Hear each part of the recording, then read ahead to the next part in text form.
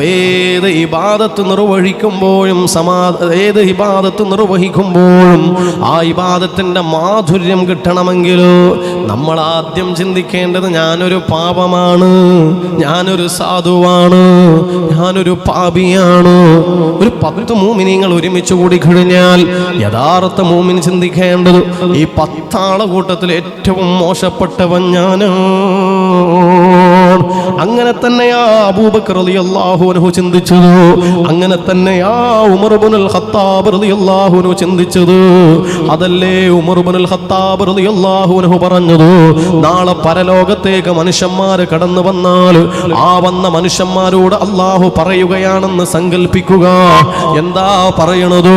എല്ലാ മനുഷ്യന്മാരും സ്വർഗത്തിലേക്ക് പോയിക്കോ, ഒരാള് മാത്രമേ നരകത്തിലേക്ക് പോകേണ്ടതുള്ളൂ. ഉമർ റളിയല്ലാഹു അൻഹു സങ്കല്പനമായി പറഞ്ഞു തരികയാണ്, പരലോകത്ത് കോടാനുകോടി മനുഷ്യന്മാർ ഒരുമിച്ച് നിൽക്കുമല്ലോ, അതിൽ ആണുങ്ങളുണ്ട്, പെണ്ണുങ്ങളുണ്ട്, മുസ്ലിമീങ്ങളുണ്ട്, അമുസ്ലിമീങ്ങളുണ്ട്, മതമുള്ളവനുണ്ട്, മതമില്ലാത്തവനുണ്ട്. അങ്ങനെ സകല മനുഷ്യന്മാരെയും ഒരുമിച്ച് കൂട്ടിയിട്ടു പരലോകത്ത് വെച്ച് പടച്ചോൻ പറയുകയാ, എല്ലാവരും സ്വർഗത്തിലേക്ക് പോയിക്കോ. അങ്ങനെ പറയാൻ പടച്ചോൻ അവകാശമുണ്ടല്ലോ. അങ്ങനെ പടച്ചോൻ പറഞ്ഞാൽ എതിർക്കാൻ നമുക്ക് അവകാശമില്ലല്ലോ. ആ പടച്ചോൻ അങ്ങനെ പറയുകയാണെങ്കിലോ എല്ലാവരും സ്വർഗത്തിലേക്ക് പോയിക്കോ, ഒരാളെ നരകത്തിലേക്ക് പോകേണ്ടതുള്ളൂ, ഒരാളെ മാത്രമേ ഞാൻ നരകത്തിലിടുകയുള്ളൂ എന്ന് അല്ലാഹു പറയുകയാണെങ്കിലോ ഉമർ റളിയല്ലാഹു അൻഹു പറയുകയാണ്, എനിക്ക് പേടിയാകുന്നു, എനിക്ക് പേടിയാകുന്നു. കാരണം ഇതൊരു പൊള്ളയായ വർത്തമാനമല്ല.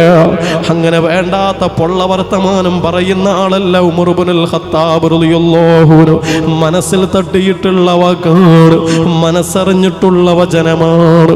ഉമർ റളിയല്ലാഹു അൻഹു പറയുന്നു, എല്ലാവരെയും സ്വർഗത്തിലാക്കിയിട്ട് ഒരാളെ മാത്രം അല്ലാഹു നരകത്തിലാക്കുമ്പോ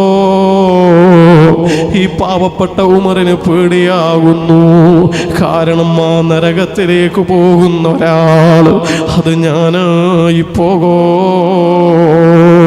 കണ്ടോ മുഅ്മിനീങ്ങളെ, സ്വർഗത്തിലേക്ക് രണ്ടാമതായി കടന്നു പോകുമെന്ന് പ്രിയപ്പെട്ട പ്രവാചകന്റെ നാവുകൊണ്ട് പറയപ്പെട്ട നേതാവാണ് ഉമർ ഇബ്നുൽ ഖത്താബ് റളിയല്ലാഹു അൻഹു. എങ്കിലും ആ ഉമർ റളിയല്ലാഹു അൻഹാണ് പറയണത്, ആ നരകത്തിൽ പോകുന്ന ഒരാൾ അത് ഞാനായി പോകോ. കിബറിന്റെ ഒരംശം പോലും മനസ്സിലില്ലല്ലോ.